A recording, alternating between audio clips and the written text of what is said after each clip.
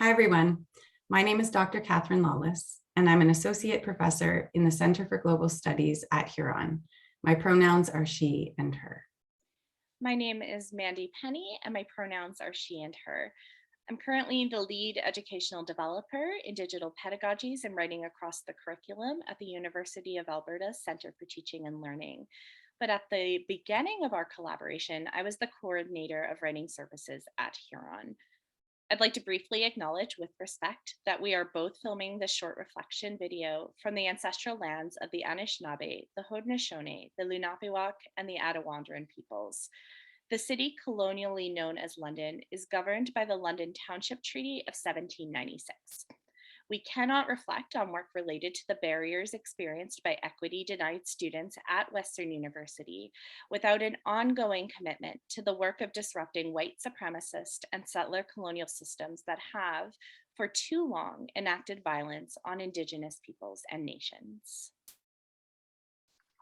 So using the classroom as our field site, we're currently conducting a study titled Ungrading as Critical Pedagogy: Impacts on Equity, Agency, and Learning in the University Classroom.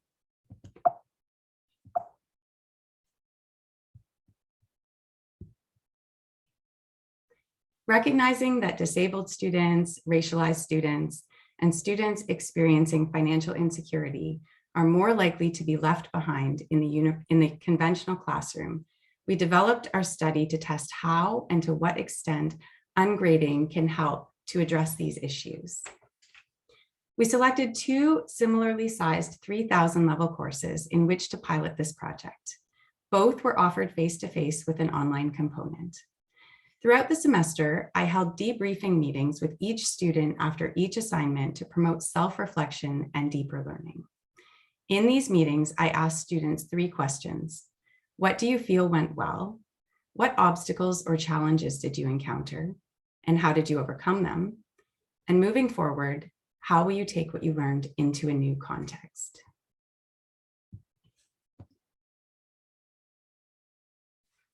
Because we're working within a conventional grading system, final grades were co-determined by students in collaboration with me at the end of the semester. In Global Mobilities, the course offered in the fall semester, we used a grading scale determined by students at the beginning of the semester.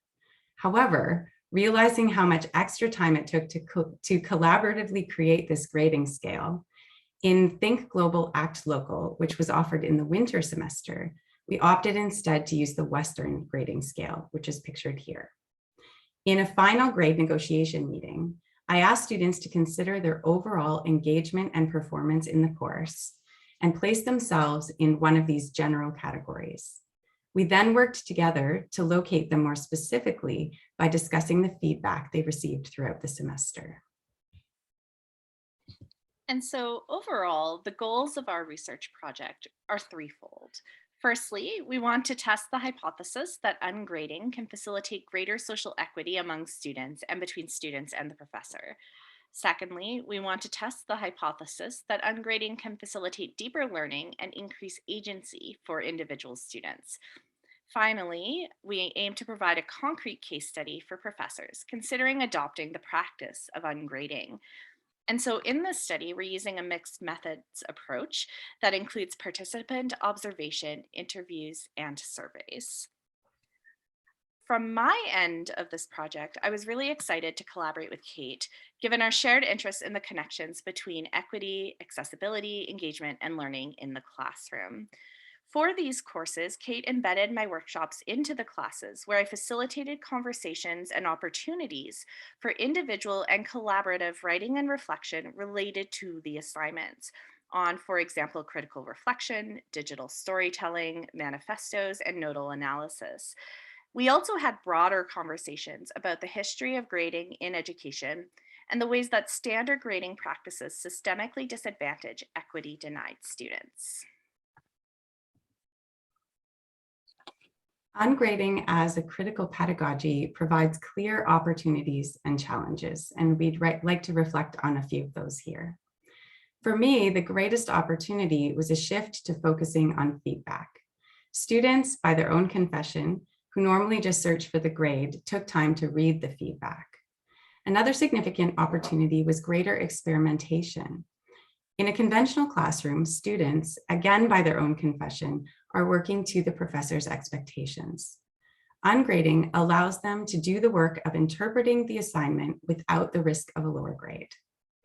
Finally, group work in the ungraded classroom was without conflict, at least in this case. Students marveled at their capacity to work together when the concern about grades was lifted. There are also many challenges. 3 strike me as particularly significant. First, the challenge of negotiating final grades. Second, the extra time taken to provide meaningful feedback and hold debriefing meetings. And finally, the difficulty of letting go of the grading mindset. And so at this point in the process, I'll share what I perceive to be 5 strengths of our approach in the classroom. First is a focus on relationship and community building.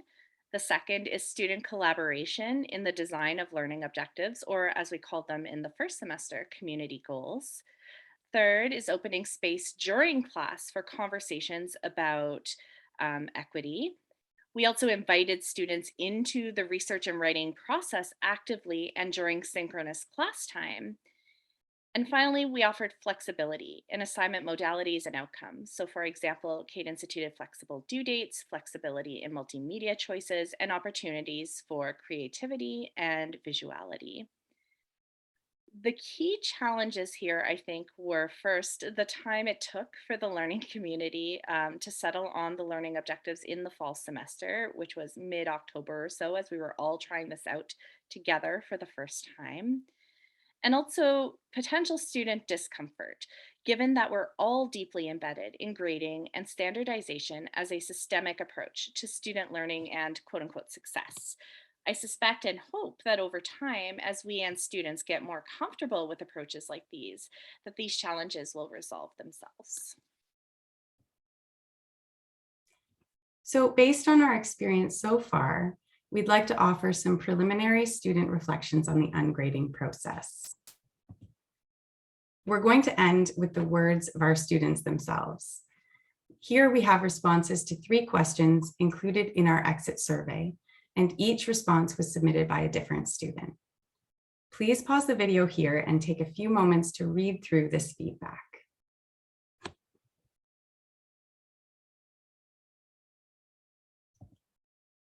Thank you so much, and we're looking forward to discussing this more with you at the conference. Thank you.